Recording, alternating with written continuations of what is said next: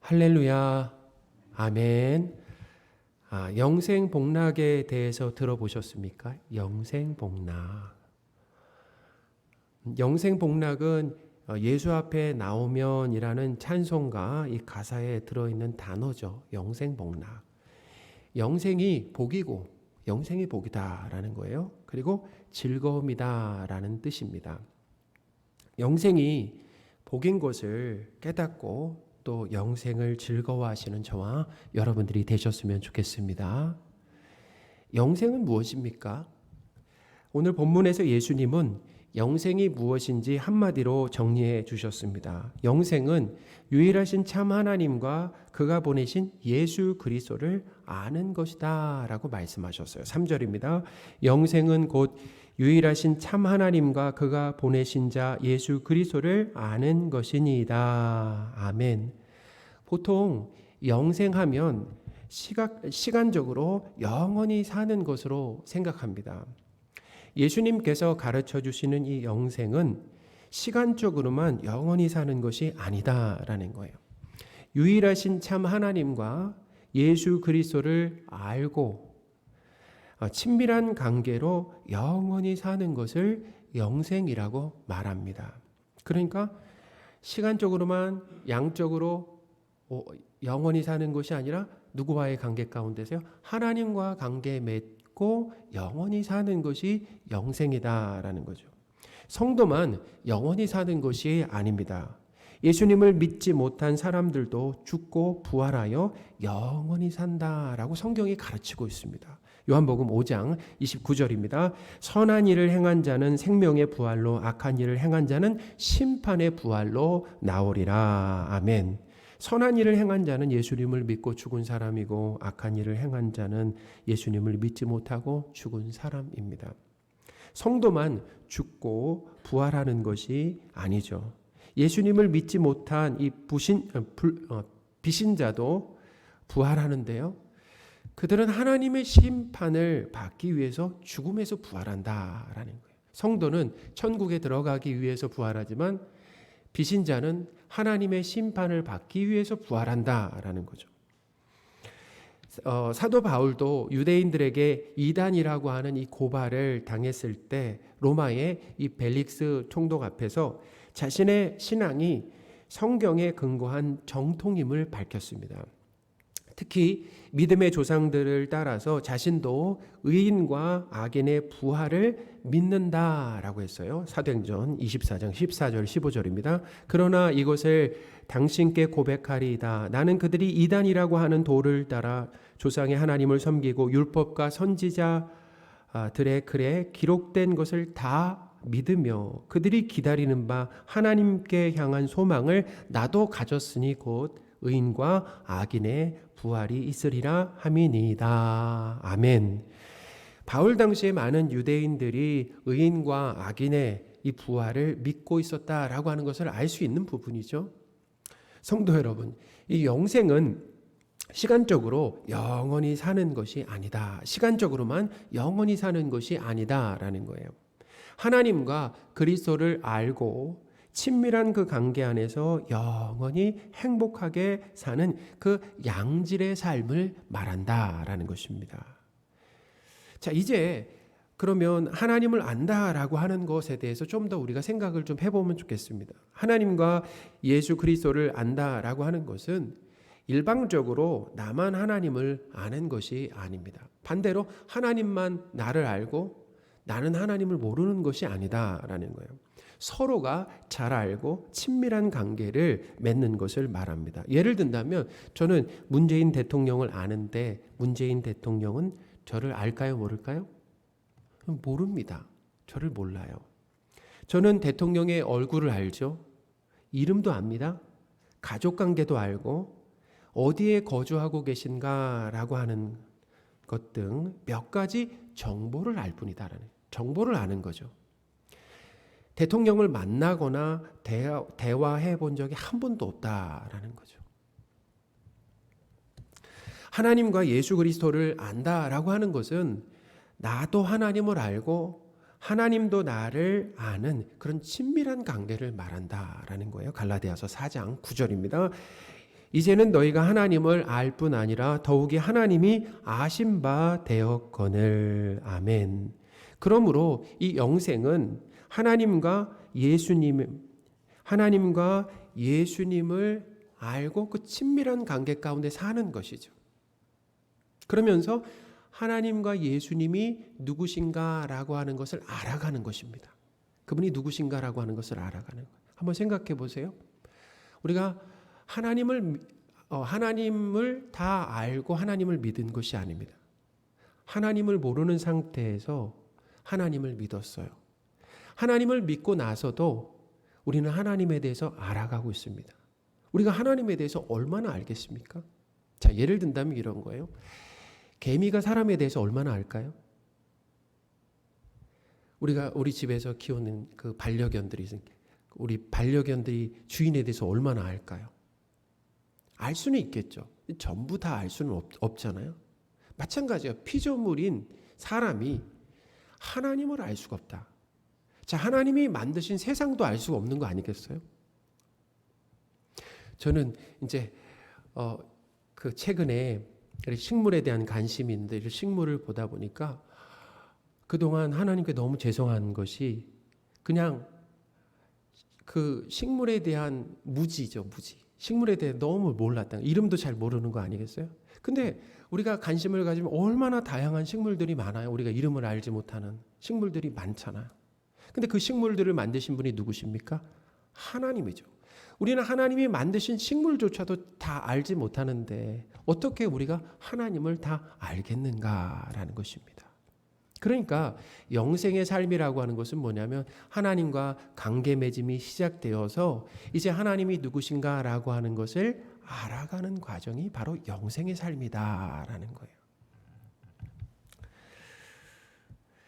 영생은 하나님과 예수님에 대한 바른 지식과 믿음입니다. 영생은 어떤 하나님을 아는 것입니까? 영생은 어떤 하나님을 아는 거예요? 오늘 3절 말씀에 보면 하나님 앞에 붙은 그 수식어가 있습니다. 하나님 앞에 붙은 수식어가 있잖아요. 자, 어떤 하나님입니까? 유일하신 참 하나님을 아는 것이다 라는 거죠. 하나님이 유일하시다라고 하는 것을 아는 것이 영생입니다. 하나님이 유일하시다라고 하는 것이 어떤 의미가 있습니까? 그것은 하나님 외에 다른 신이 없다라는 거예요. 하나님 외에 다른 신이 있습니까? 없습니까? 하나님 외에 다른 신이 없다라고 성경에서 가르쳐준다라는 거예요. 그러니 세상에 많은 종교가 있잖아요. 그것은 사람들이 만들어낸 이 가짜 신들을 믿는 사이비 종교다, 가짜 종교다라는 것입니다. 하나님이 어떤 면에서 유일한 분이신가라고 하는 것을 말씀을 드리겠습니다. 하나님은 세상을 창조하신 유일한 분이다라는 거예요. 태초에 천지를 창조하시니라. 성경이 이렇게 시작하잖아요. 시간도 하나님이 시작하셨고 공간도 하나님이 시작하셨다라는 거예요. 처음 시작하셨죠. 그리고 그 공간을 채우셨잖아요. 세상과 이 사람의 기원이 하나님께 있습니다. 하나님은 세상을 창조하셨을 뿐만 아니라 하나님의 선하신 계획대로 세상을 유일하게 다스리고 계신다라는 것입니다. 하나님이 유일하게 다스리신다라는 거예요. 하나님은 세상에 일어나는 크고 작은 모든 일을 다 알고 계십니다. 우리가 생각하는 크고 어떻게 보면 작아서 사소해서 우리가 별로 신경 쓰지 않는 일까지도 하나님은 다 아시고, 그래서 성경은 그러잖아요. 참새 한 마리가 죽고 그리고 죽고 살고 이 팔리는 것도 이게 참 사소한 일이잖아요. 하나님의 허락 가운데 일어난다라고 성경이 기록하고 있다는 거예요. 마태복음 10장 29절입니다. 참새 2마리가 한 아사리온에 팔리지 않느냐. 그러나 너희 아버지께서 허락하지 아니하시면 그 하나도 땅에 떨어지지 아니하리라. 아멘. 그러니 지금 이 코로나 상황이 장기화되고 있잖아요. 되고 있는 것도 하나님의 선하신 계획 가운데 일어나는 것이다라는 거예요. 개인의 삶에 일어나는 어떻게 보면 원치 않는 일이 일어날 수 있지 않습니까? 아까 우리 강찬호 집사님도 기도하셨는데 원치 않는 질병 있을 수 있습니다. 원치 않는 어떤 가난이 닥칠 수 있는 거 아니겠어요? 우리 개인의 삶에, 성도의 삶에 일어나는 힘들고 고통스러운 시련도 우리에게 꼭 필요해서 하나님께서 허락하시는 것이다라는 거예요.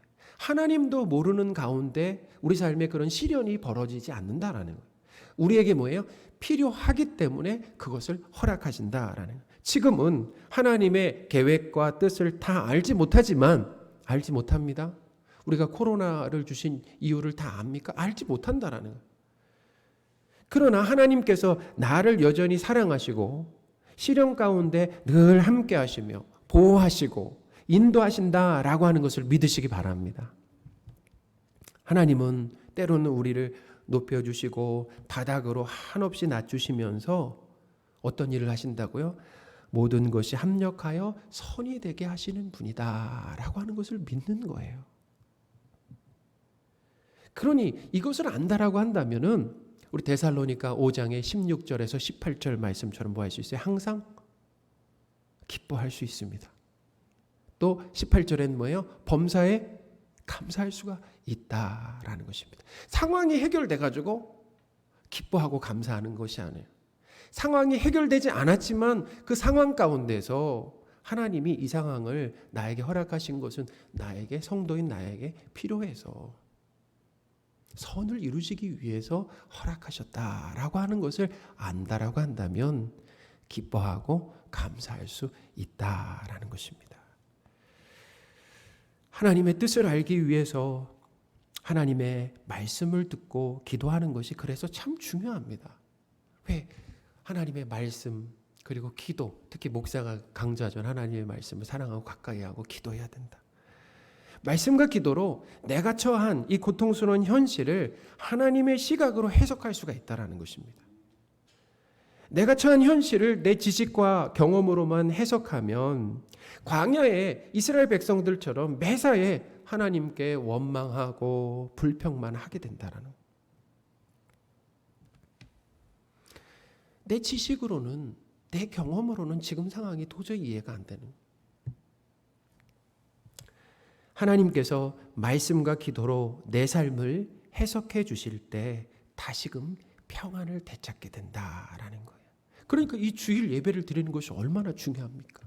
하나님 앞에 나와서 하나님의 말씀을 받는 거 아니에요? 하나님의 말씀을 통해서 하나님이 어떤 분이신가라고 하는 것을 가르쳐 주십니다. 내가 당하는 현실을 하나님의 시각으로 어떻게 해석해 주신다라는 거예요. 그래서 하나님이 어떤 분이신가라고 하는 그 지식과 믿음이 자라고 내 상황을 하나님의 시각으로 해석해 주시면은 다시 평안을 되찾을 수 있다라고 하는 것을 믿으시기 바랍니다. 내일부터 시작되는 11조 새벽 예배, 내일부터 우리 11조 새벽 예배가 시작되잖아요. 힘써 출석하시기를 바랍니다. 이렇게 한 달에 한 번씩 11조 새벽 예배를 하는 것은 그래요. 저도 의지가 약해요. 언젠가는 열심히 신앙생활 하는 것 같지만 또 되돌아보면 언제 제자리로 돌아가 있는 우리의 모습을, 저의 모습을 보게 된다는. 근데 이런 기회를 통해서 다시 한번 말씀과 기도의 자리로 돌아오는.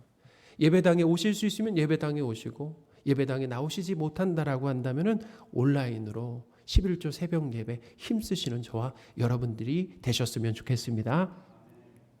하나님은 세상을 창조하시고 하나님의 선하신 뜻대로 다스리시면서 하나님이 정하신 그 선악의 기준으로 세상의 복과 심판을 내리신다라는 것. 유일한 분이죠. 복을 내리시는 분이 하나님이에요.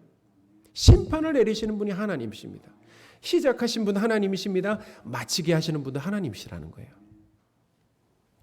하나님은 감정에 치우치거나 원칙과 기준 없이 오락가락 복을 내리시거나 심판하지 않으십니다. 그러니까 하나님은 공평하시죠. 우리가 보기에는 불공평해 보여도 하나님은 공평하시고 절대로 실수하지 않으신다. 하나님은 정확하신 분이다라는 거예요. 그러니 우리가 믿고 전적으로 의지하며 순종해야 할 분은 하나님밖에 없다라는 것입니다. 또한 하나님은 하나님을 믿지 않고 자기 숭배와 불순종의 삶을 살아가는 죄인을 심판하지 않고 구원하시기 위해서 예수 그리스도를 이 땅에 보내주셨어요. 그러니까 구원자이시죠. 예수님이 이 땅에 오신 것은 택한 백성에게 영생을 선물로 주시기 위해서입니다. 요한복음 3장 16절입니다.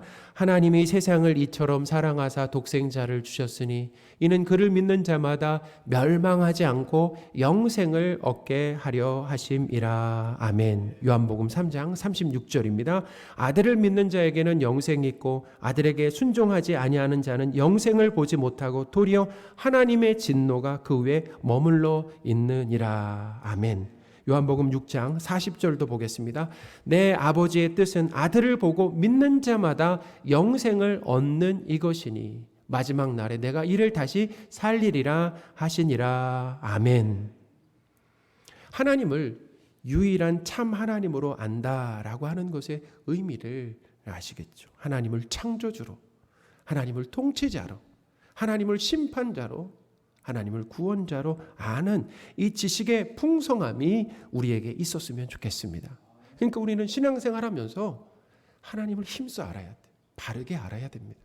얼마나 우리가 하나님에 대해 오해하고 있는지 몰라요. 잘못 알고 있는지 모릅니다.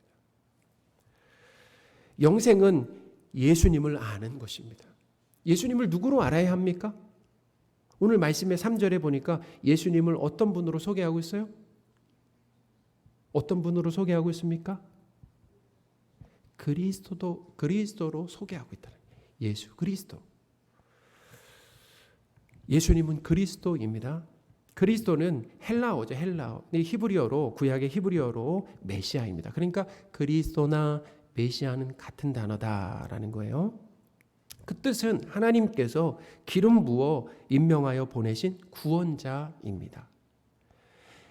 예수님을 죄와 멸망에서 구원하신 그리스도로 믿는 거죠. 예수님을 믿는데 예수님 어떤 분이냐면 우리 죄와 그 죄의 결과로 인해 그 멸망이죠. 멸망에서 구원하신 그리스도로 믿고 하나님의 자녀로 영원히 사는 것이 바로 영생의 삶이다라는 것입니다. 하나님의 자녀로 살게 되므로 우리에게 어떤 일이 벌어지냐면 하나님 아버지의 모든 자원을 무상으로 쓰는 복을 누리게 된다라는 거예요. 예수님을 믿음으로 하나님과 어떤 관계가 되었습니까? 우리가 부자 관계가 되었다. 하나님을 아버지로 부를 수 있게 되었다. 하나님은 우리를 자녀로 대해주신다라는 것입니다. 우리를 얼마나 사랑하시는지, 우리를 위해서 예수님의 생명을 내어주셨다라고 하신 것은 하나님이 전부를 주셨다라는 것입니다. 전부를 주셨다라는, 주실 수 있는 전부를 우리에게 허락하셨다라는 거예요. 하나님께서 우리의 아버지가 되심으로 인하여서 하나님의 것을 그 자녀인 우리가 누립니다. 뭘 누립니까? 신의 생명을 누리게 됩니다. 할렐루야. 하나님의 생명이 이제 우리에게, 그래서 예수 그리스도와 우리가 연합된 존재가 된 거예요. 하나가 된 거 아니겠습니까? 그 말은 뭐냐면 신의 생명이 우리에게 왔다라는 거예요. 그리고 신의 뭐예요? 성품으로 살게 되었다. 신의 능력으로 살게 되었고 하나님의 지혜를 소유하고 누리며 살게 되었다라는 것입니다. 성도가 하나님의 말씀에 순종할 수 있는 것도 하나님이 주신 능력으로 그것이 가능하다라는 거예요. 내가 다른 성도보다 더 순종을 잘하기 때문이 아니라 하나님이 우리 안에 계신 성령 하나님께서 도와주심으로 인하여서 뭐예요? 순종할 수 있는 것이다. 그러니까 이게 뭐냐면 하나님의 능력으로 사는 거 아니겠습니까? 이 영생의 삶이죠. 영생의 삶이라고 하는 것은 하나님과의 관계 가운데서 하나님의 생명을 누리고 하나님의 성품과 그리고 하나님의 능력과 하나님의 지혜가 성도들에게 나타나는 것이다 라는 것입니다. 성도에게서 용서와 인내와 성실함과 선함과 지혜가 가끔 나오는 것도 하나님 아버지의 능력과 성품, 지혜를 나눠주시기 때문이다라고 하는 것을 믿으시기 바랍니다. 우리에게 그런 것들을 나눠주신다라는 거예요. 그러니까 영생의 삶을 이 땅에서 우리가 경험하잖아요. 얼마나 행복합니까? 그렇죠. 우리에게는 우리가 누군가를 용서해 줄 수가 없습니다. 참을 수가 없어요.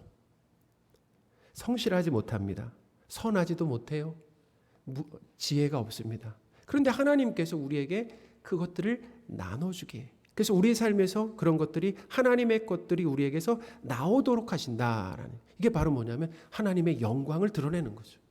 하나님 되심, 하나님의 것들이 성도들에게서 나오는 거 아니에요? 그러니까 하나님의 영광이 드러나는 거 아니겠습니까? 하나님께서 사랑하시는 성도 여러분, 예수 그리스도를 통해서만 죄와 멸망에서 구원받고 하나님과 부자관계가 되는 영생을 얻을 수가 있다라는 거예요. 사도행전 4장 12절입니다. 다른 이로서는 구원을 받을 수 없나니 천하 사람 중에 구원받을 만한 다른 이름을 우리에게 주신 일이 없음이라 하였더라. 아멘. 요한복음 1장 12절입니다. 영접하는 자 곧 그 이름을 믿는 자들에게는 하나님의 자녀가 되는 권세를 주셨으니. 아멘. 요한복음 14장 6절도 보겠습니다. 예수께서 이르시되 내가 곧 길이요 진리요 생명이니 나로 말미암지 않고는 아버지께로 올 자가 없느니라. 아멘. 인간이 선행이나 율법 지킴으로 하나님께 가는 길을 스스로 만든 것이 아니다라는 것입니다. 길이신 예수님이 인간을 직접 찾아오심으로 하나님께로 가는 길이 열렸다라는, 마련되었다라는 거예요. 우리가 길을 마련한 것이 아니라 하나님께서 길을 마련해 주셨다라는 거예요. 우리가 노력해서 천국으로 가는 것이 아니라 천국이 우리의 삶에 침노했다라는 거예요.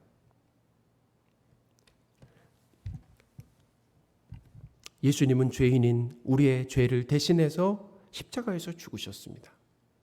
예수님의 희생으로 하나님과 부자관계가 되는 영생을 얻게 된 거죠. 영생은 하나님께서 죄인을 사랑하시고 예수 그리스도의 십자가를 통해 우리를 죄와 멸망에서 구원하셨다는 것을 아는 것입니다. 그걸 알아야 돼요. 죄인이 영생을 얻는 것은 예수님의 십자가 죽음으로 가능했습니다. 예수님은 십자가 죽음을 앞두고 하나님께 이렇게 기도하셨어요. 아들을 영화롭게 하옵소서라고 기도하셨습니다. 아들을 영화롭게 영광스럽게 해달라라고 하는 이 기도는 십자가 죽음을 피하지 않고 십자가에서 죽을 수 있도록 하나님께 기도하신 겁니다. 그러니까 뭐예요? 하나님이 주신 사명에 끝까지 순종할 수 있도록 하나님께 기도하셨다라는 거예요. 자, 1절입니다. 예수께서 이 말씀을 하시고 눈을 들어 하늘을 우러러 이르시되 아버지여 때가 이르러 싸우니 아들을 영화롭게 하사 아들로 아버지를 영화롭게 하게 하옵소서. 아멘. 요한복음에서 이 때는 십자가, 예수님 십자가 죽음과 연결되어 있습니다.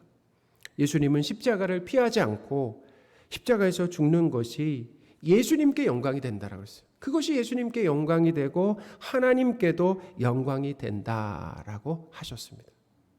왜 그렇습니까? 하나님께서 주신 사명에 생명을 바쳐 어떻게 순종하시는 그 삶이 누구에게 영광이 된다고요? 하나님께 영광이 된다라는 거죠. 사랑하는 성도 여러분, 예수님이 하나님 아버지를 영화롭게 하기 위해 십자가에서 죽으셨을 때 어떤 일이 일어났습니까? 택한 백성은 영생을 얻게 되었다라는 거죠. 하나님도 영광을 받으시고 예수님도 영광을 받으시고 택한 백성은 영생을 얻게 되었다라는 거죠. 말씀을 정리하겠습니다. 영생은 유일하신 참 하나님과 하나님이 구원자로 보내신 예수 그리스도를 아는 겁니다. 유일하신 참 하나님과 예수님을 그리스도로 믿고 하나님의 자녀로 살면서 이제는 신의 생명과 성품과 능력과 지혜를 소유하면서 누리며 사는 거예요. 그리고 하나님의 말씀에 순종하면서 사는 것입니다. 이것이 바로 영생의 삶이다라는 거예요. 하나님은 죄인인 우리를 구원하시기 위해 예수님을 이 땅에 보내셨습니다. 예수님은 십자가에서 죽으시는 순종으로 하나님을 영화롭게 하셨고 택함 받은 사람들에게 영생을 선물로 주셨다라는 거예요. 사랑하는 여러분, 하나님과 부자관계를 맺고 하나님께 순종하며 또 영원히 살게 하신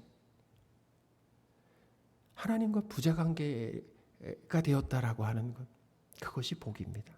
가장 큰 복이죠. 그리고 하나님께 순종하며 영원히 살게 하신 하나님과 예수님께 평생 감사와 찬양을 드리시는 저와 여러분들이 되셨으면 좋겠습니다.